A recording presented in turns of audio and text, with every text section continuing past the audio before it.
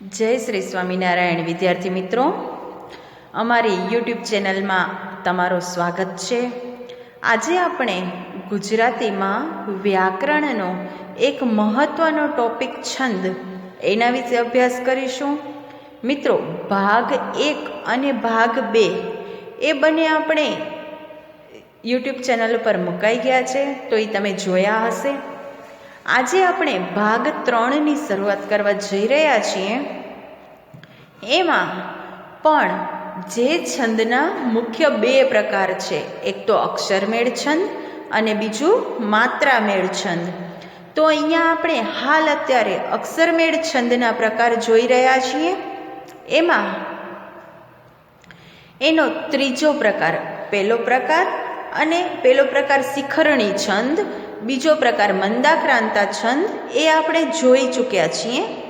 હવે એનામાં ત્રીજો છંદ છે જે પૃથ્વી છંદ, એના વિશે આપણે અભ્યાસ કરીશું.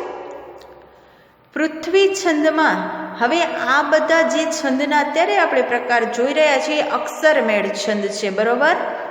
તો પૃથ્વી છંદ જે હશે ને એની જે પંક્તિ હશે એનામાં તમે અક્ષરની જો ગણતરી કરશો તો એના અક્ષર 17 આવશે.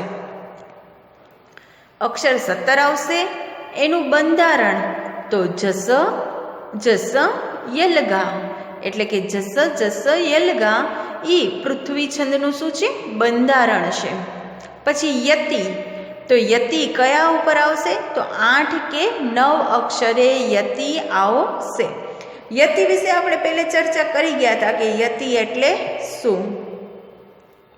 હવે જે તમારી ધારો કે પંક્તિ આપેલી હોય એ ઉદાહરણ તરીકે તમને આવી રીતના એકવાર તો 3-3ના અક્ષરમાં 3-3નું જોડકું બનાવી અને છૂટા પાડી દેવાના.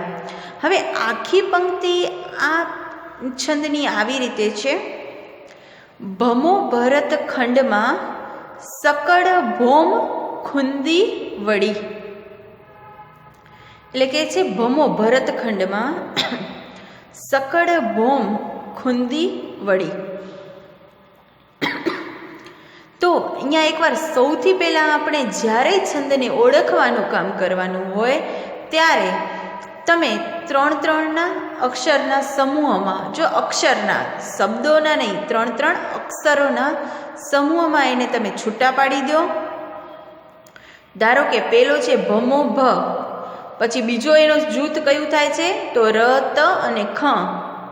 ત્રીજું જૂથ ડ, ડમા અને સ. ચોથું જૂથ કડ અને ભો. પાંચમું જૂથ મ અને ખુંદી અને છઠ્ઠું જૂથ વળી. બરોબર? તો આવી રીતે તમને એના જે અક્ષરો હોય છે એ અક્ષરને તમને છૂટા પાડવામાં મદદરૂપ થાય છે. આ તમને અક્ષરોને છૂટા પાડવાના છે, શબ્દોને નહીં. આવી રીતના 3-3 અક્ષરોનો જૂથ બનાવી લો. એના પછી એને જોવાનું લઘુ છે કે ગુરુ છે. પછી એનું આપણે બંધારણ ખબર જ હતી કે જસ જસ યલગા એનું બંધારણ છે. હવે લઘુ ગુરુ એ જોઈ લેવાના. અહીંયા ભ છે એ લઘુ, મો ગુરુ, ભ લઘુ. એના પછી બીજા સમૂહનું તો ર છે એ લઘુ, ત છે એ પણ લઘુ, ખ છે એ ગુરુ. પછી ડ છે એ લઘુ, મા છે એ ગુરુ અને સ છે એ લઘુ. બરોબર? પછી કડ ભો, તો અહીંયા ક છે એ લઘુ, ડ છે એ પણ લઘુ અને ભો છે એ ગુરુ. બરોબર? પછી આમાં મ ખુંદી. હવે આ મ છે એ શું આવશે? લઘુ. ખુંદીમાં ખૂ છે એ ગુરુ, દી છે એ પણ ગુરુ.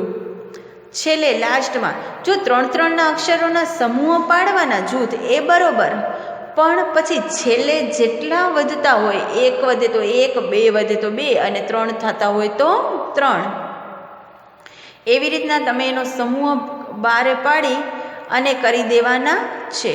હવે અહીંયા વ છે એ લઘુ અને ડી છે એ ગુરુ. બરોબર? તો અહીંયા લઘુ અને ગુરુ એવી રીતના. હવે એનો બંધારણ જુઓ, લઘુ ગુરુ લઘુ એટલે જસ, જે આપણે સૌથી પહેલું જોયું હતું કોષ્ટક યમાના તારા જભાના સલગા, એનામાં જે આપણે કોષ્ટકમાં જોયું હતું એનામાં આનું બંધારણ થાય છે જસ જસ યલગા. હવે આ જસ જસ યલગા, તો આનામાં જુઓ લઘુ ગુરુ લઘુ એટલે જ આવ્યો, પછી લઘુ લઘુ ને ગુરુ એટલે સો આવ્યો, લઘુ ગુરુ લઘુ એટલે જ આવ્યો, લઘુ લઘુ અને ગુરુ એટલે સો આવ્યો, લઘુ ગુરુ અને ગુરુ એટલે ય આવ્યો, પછી લઘુ અને ગુરુ એટલે શું આવ્યું? લ ગા. બરોબર.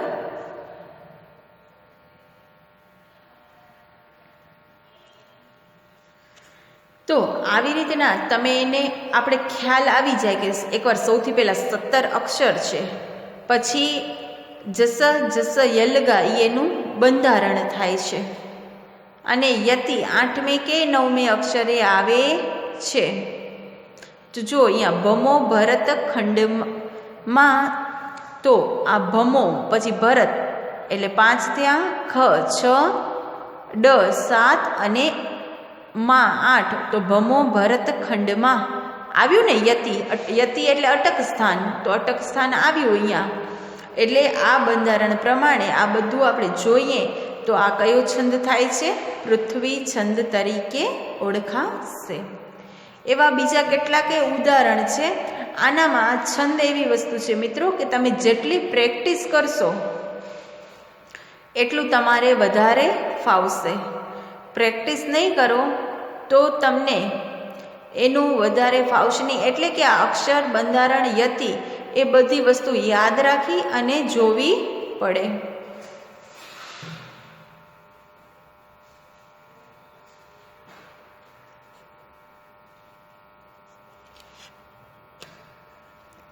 એનો બીજું એવું જ ઉદાહરણ છે કે પ્રભુ છલકતા દયા પ્રણય શાંતિના સાગરો અને જગ બળ્યું જળ્યું તહીં ઠરે હરે દુઃખ તું. હવે એકવાર સૌથી પહેલાં તો આપણે એના અક્ષરો જોઈ લેવાના. 1 2 3 4 5 6 7 8 9 10 11 12 13 14 15 16 17 ત્યાં ને 17 પંક્તિ કઈ થઈ? 17 અક્ષરની એક પંક્તિ થઈ. એટલે એના ઉપરથી જ આપણે ખ્યાલ આવી જાય. પણ 17 અક્ષર તો પછી વળી 17 અક્ષર થયું એટલે એમ ખબર પડી ગઈ કે 17 અક્ષર આવે છે, પણ 17 અક્ષરના બીજાય છંદ છે, તો આપણે એનું સામે શું જોવું પડે? પછી બંધારણ જોવું પડે કે બંધારણ કયું આવે છે. એટલે એ બંધારણ જોવા માટે આપણે 3 અક્ષરોના સમૂહ પાડી અને પછી શું કરીએ? આપણે લઘુ ગુરુ લઘુ એ જોઈએ એટલે આપણે તરત જ ખ્યાલ આવી જાય.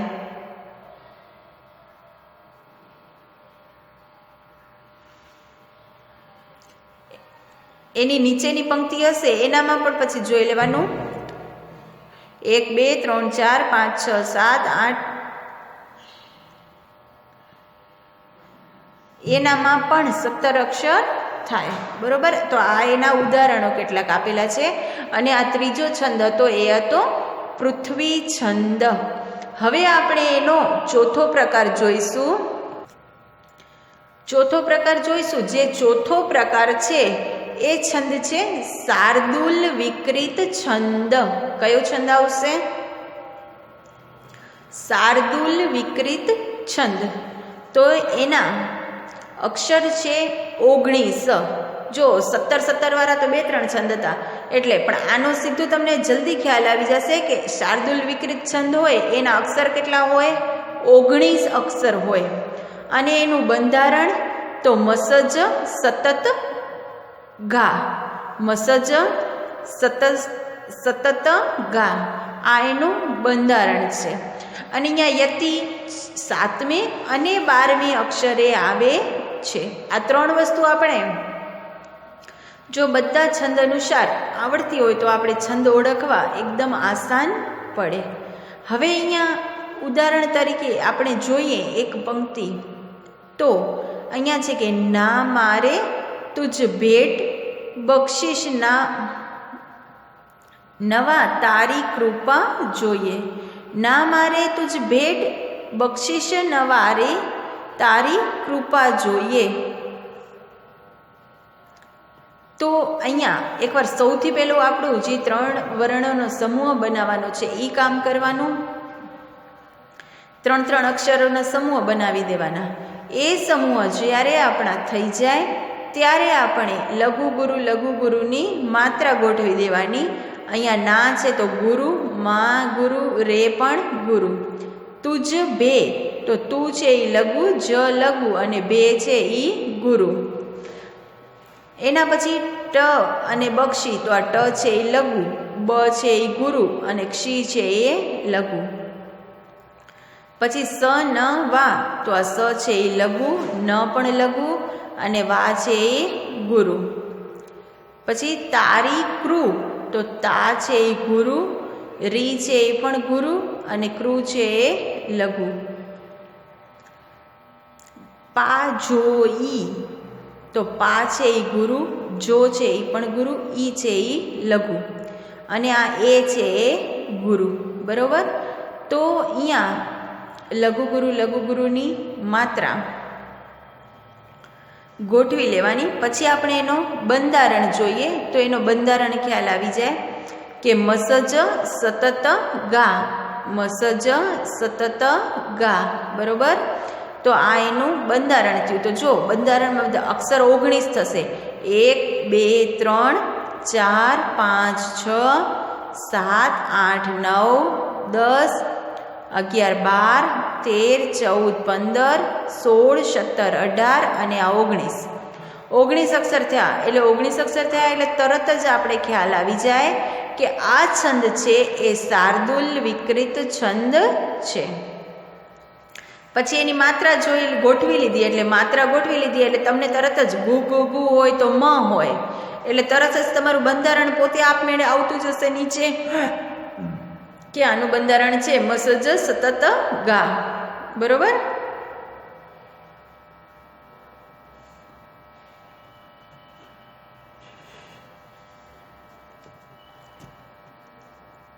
એવો જ એનું અહીંયા બીજો એક ઉદાહરણ આપેલું છે કે રાજાના દરબારમાં રસિકડી મેં બિન છેડી અને તે તારા ઠમકારથી સકડના ચોરી લીધા ચિત્તને. તો આનામાં પણ તમે અક્ષર જોશો તો 19 આવશે. બંધારણ ગોઠવશો તો પણ તમારું મસજ સતત ગાગા જ આવશે અને યતિ 7મી અને 12મી અક્ષરે યતિ આવશે. યતિ એટલે કે અટક સ્થાન. તો આ આપણે જોયું શાર્દુલ વિકૃત છંદ. અત્યાર સુધી મિત્રો આપણે 4 પ્રકાર જોયા.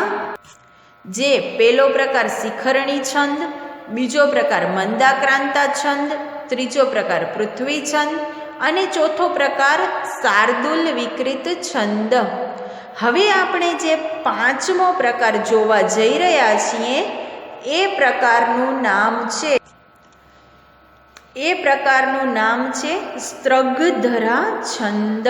કયું નામ છે? સ્ત્રગધરા છંદ. તો એ સ્ત્રગધરા છંદના અક્ષર છે 21. એનું બંધારણ છે મર ભન યય. એનો યતિ છે 7મા અને 14મા અક્ષરે. બરોબર. આ 3 વસ્તુ એની સ્ત્રગધરા છંદમાં યાદ રાખવાની છે. જેના અક્ષર છે 21, જેનું બંધારણ છે મર ભન યય, એના યતિ છે 7 અને 14 અક્ષરે. બરોબર. આ 3 વસ્તુ એની શું કરવાની છે? યાદ રાખવાની છે.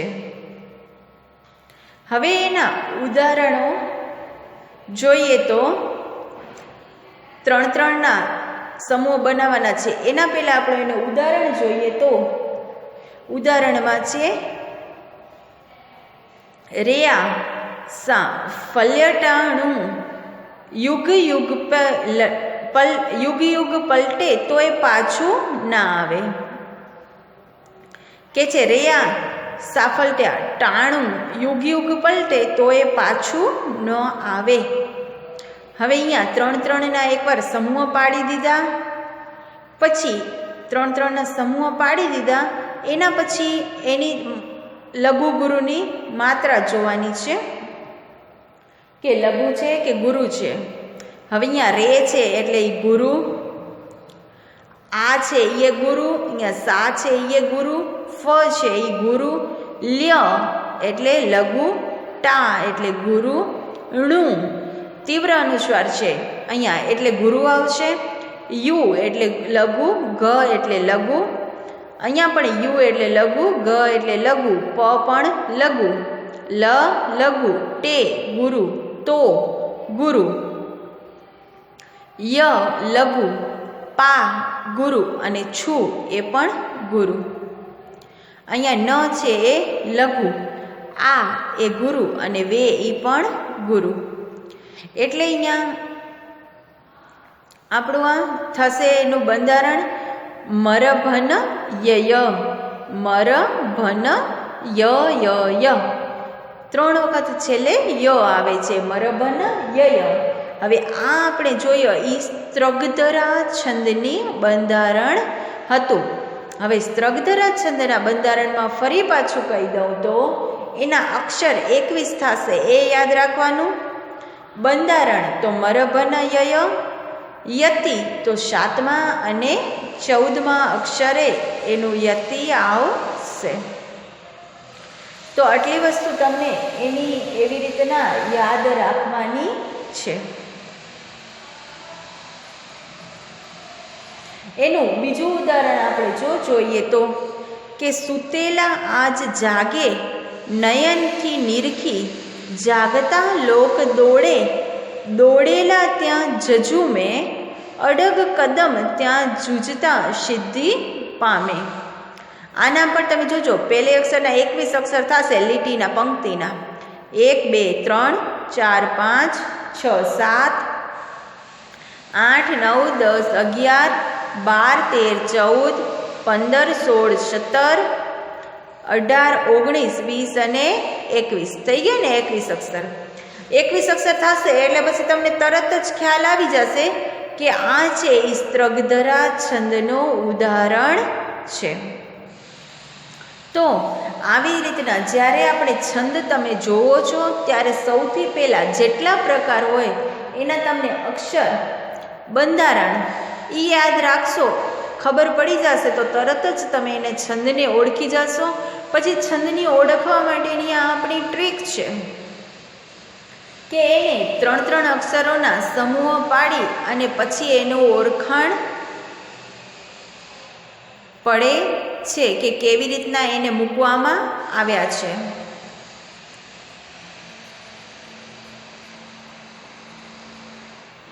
એ બંધારણ છૂટા પાડશો એના પછી લઘુગુરુની માત્રા મૂકવાની અને લઘુગુરુની માત્રા મુકાઈ જશે પછી તમારી પાસે તરત જ બંધારણ આવી જશે. તો એનામાં કેટલાક આવા નીચે ઉદાહરણો આપેલા છે. તમે ઉદાહરણોની પ્રેક્ટિસ કરશો તો તરત જ તમને એનો ખ્યાલ આવી જાય કે કેટલા અક્ષર છે. સૌથી પહેલાં અહીંયા તો 21 અક્ષર આવે એટલે તરત જ ખબર પડી જાય કે 21 અક્ષર છે એટલે સ્ત્રગધરા છંદ છે. પછી અક્ષર ઓળખવા ટાઈમે મિત્રો એ ધ્યાન રાખવાનું કે જો આવો જોડાક્ષર હોય એટલે કે એક અડધો ને એક આખો એવી રીતના જ્યારે અક્ષર હોય ત્યારે એને એક જ અક્ષર લેખાય છે. એવી અમુક વસ્તુની તમે ધ્યાન રાખજો અને પછી અક્ષર ઉપરથી તરત જ તમને આ છંદની ખબર પડી જશે. તો અત્યાર સુધી મિત્રો આપણે ભાગ 3 સુધીમાં જ્યારે આપણે જે જોઈ ગયા એના પછી આપણે અત્યારે કુલ ટોટલ છંદમાં છંદ પરિચય, પછી એના વિસર્ગ, પ્રાસ એ બધું જોયું. એના પછી આપણે મેન પ્રકાર જોયા. તો મેન 2 પ્રકાર છે, અક્ષરમેળ છંદ અને માત્રામેળ છંદ. તો અક્ષરમેળ છંદના આપણે કુલ 5 પ્રકાર જોઈ ગયા, જેમાં સૌથી પહેલું પ્રકાર આપણે જોયું હતું શિખરણી છંદ, બીજું મંદાક્રાંતા છંદ, ત્રીજું પૃથ્વી છંદ, ચોથું શાર્દુલ વિકૃત છંદ અને 5મું જોયું હતું એ સ્ત્રગધરા છંદ. તો અત્યારે આપણે આ 5 પ્રકાર સુધી આપણે જોઈએ છીએ. 6થા પ્રકારથી હવે આપણે એ નેક્સ્ટ ભાગમાં ફરી પાછું જોઈશું અને મળશું. જય શ્રી સ્વામિનારાયણ.